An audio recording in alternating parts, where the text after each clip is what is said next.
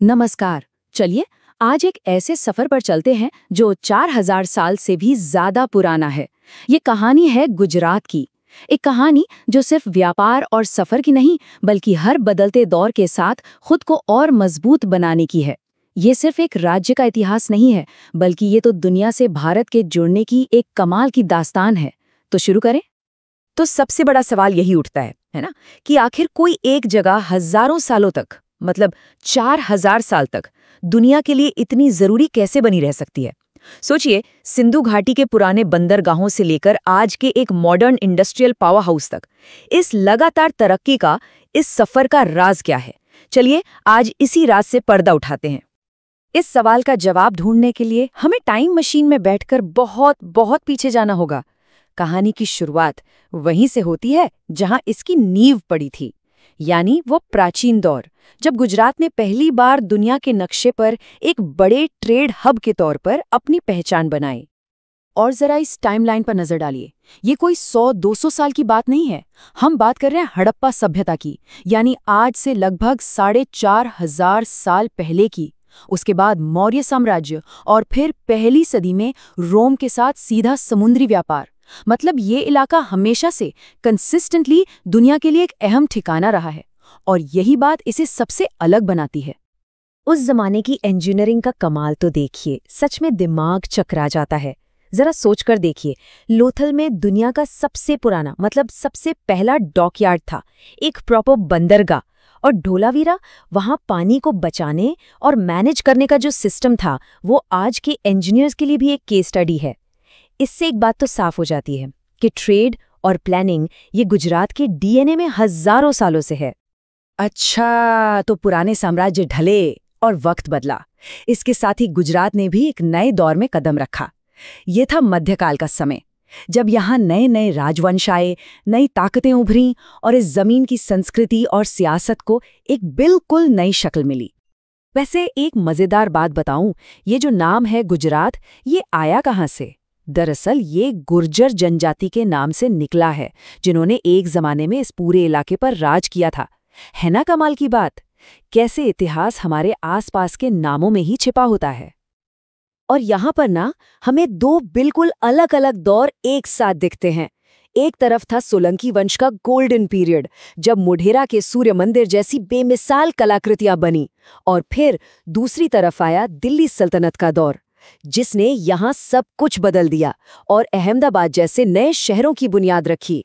तो एक तरफ कुछ बन रहा था और दूसरी तरफ बहुत कुछ बदल रहा था। यही तो इतिहास है।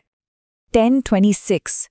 इतिहास में कुछ तारीखें सिर्फ तारीखें नहीं होती, वो एक गहरे जख्म की तरह याद रह जाती हैं। ये वही साल था जब महमूद गजनवी ने सोमनाथ मंदिर पर हमला किया। ये सिर्फ एक लूटपाट नहीं थी, ये इस इलाके के स्वाभिमान पर एक सीधी चोट थी, जिसकी गूंज आने वाली कई सदियों तक सुनाई देती रही। सल्तनत का दौर बीता और गुजरात का लंबा समुद्री किनारा एक बार फिर दुनिया की नजरों में आ गया। लेकिन इस बार आने वाले लोग अलग थे। अब ग्लोबल पावर, यानी दुनिया की बड़ी ताकतें यहाँ दरवाजे पर दस्तक दे रही थीं।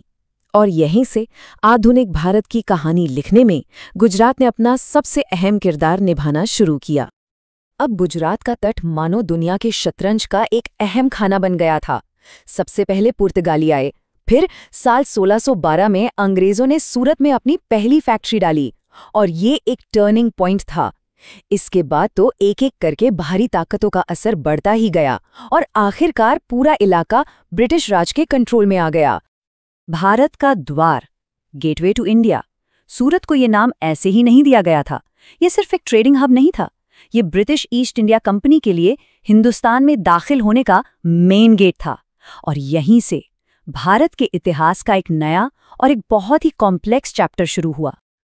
और फिर देखिए इतिहास कैसे करवट लेता है।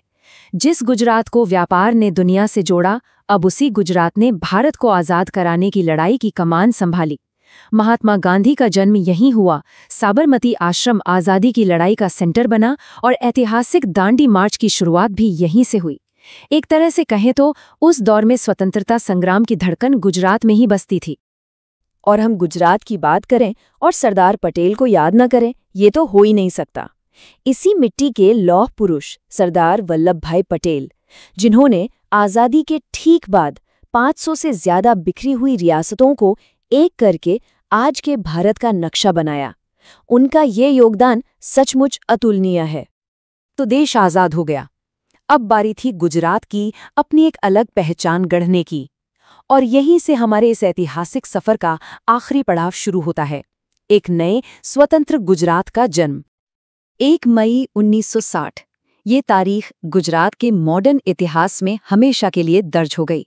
एक लंबे महागुजरात आंदोलन के बाद जो भाषा के आधार पर एक अलग राज्य की मांग कर रहा था, आखिरकार बॉम्बे राज्य को 2 हिस्सों में बांटा गया और इसी दिन गुजरात ने एक अलग राज्य के तौर पर अपनी नई पहचान बनाई।